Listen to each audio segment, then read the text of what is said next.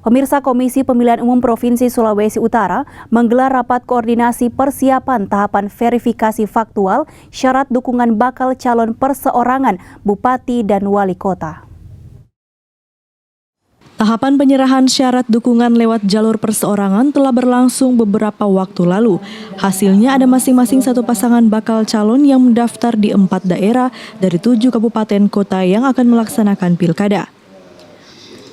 Keempat daerah tersebut adalah Kabupaten Minahasa Utara, Kabupaten Minahasa Selatan, Kota Tomohon, dan Kota Manado. Saat ini berkas syarat dukungan masing-masing bakal calon sedang diverifikasi administrasi dan akan dilanjutkan dengan verifikasi faktual.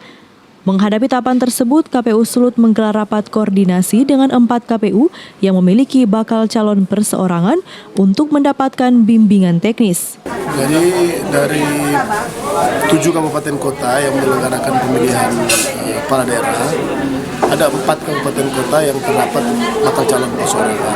Jadi kita sudah hampir selesai melaksanakan verifikasi administrasi terhadap dokumen dukungan yang sudah disampaikan.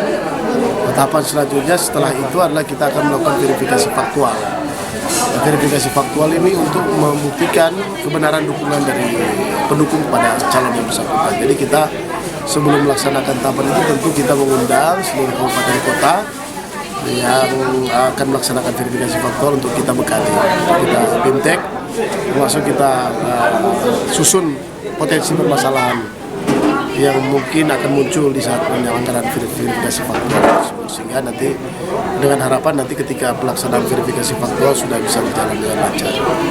Verifikasi faktual secara teknis dilakukan dengan mendatangi setiap warga yang memberi dukungan KTP.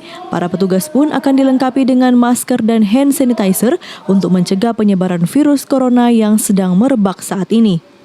Paul Bawale melaporkan untuk Kawa Nua TV.